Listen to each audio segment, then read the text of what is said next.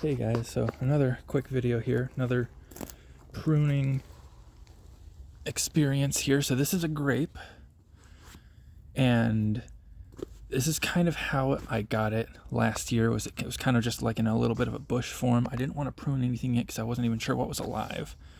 And this is a very new experience for me because I've never grown a grape before.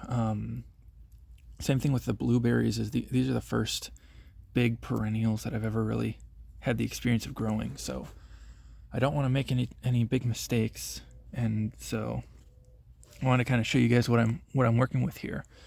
So there's generally two types of grape pruning practices that I've read about. There's spur pruning, and then there's vine pruning, and it really just comes down to the way or the preference that your grapes like to fruit.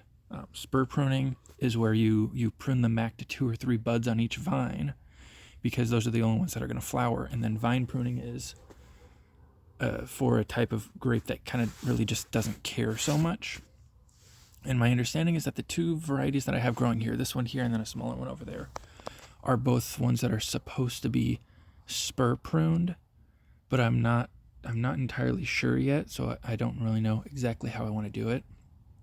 But at this stage here, they're still a little too small to really be worrying about that.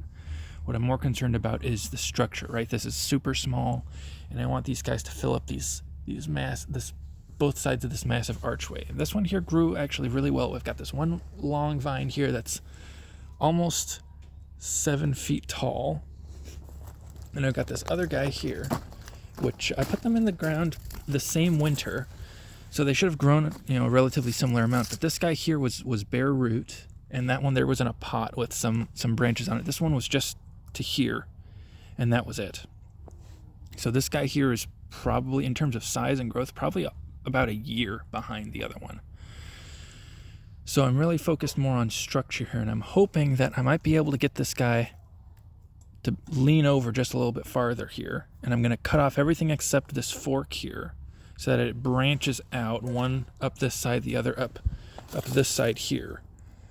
And I'm planning on doing the same thing here. And I don't have 3 hands, so I can't really do it while I'm recording.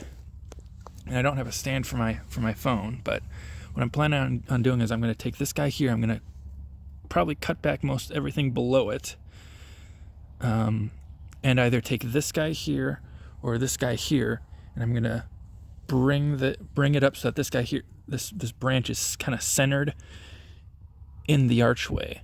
And then I've got one branch going up, leaning up towards that side. Maybe it's this one. And then this one here is going to lean up this side. And then I'm going to prune this guy back so that they're relatively balanced, because I want it to have balanced growth on both sides. And then you guys will be able to see this in the springtime once it starts growing, and kind of see how it looks once I get it up there. But I just wanted to share that with you guys. A little bit of other news. These guys are pretty frozen in the ground right now, and they're hardy, so I'm not too worried about it. But they've had a lot of dieback on them.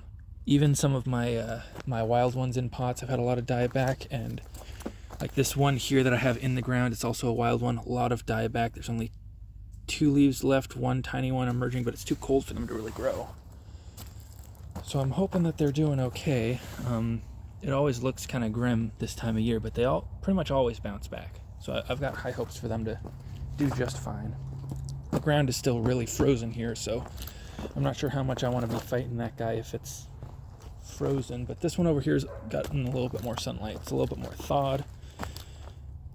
And the sun's almost down, so I'm not too worried about it being awake. That's another risk that you have with pruning grapes. You want to wait till late in winter, but not too late, to where it's starting to wake back up. Otherwise you're going to have, I've heard you're going to have sap coming out of it, almost like a maple tree, where it's just really runny, watery, and sweet. And you don't want that, because that could cause diseases and other issues.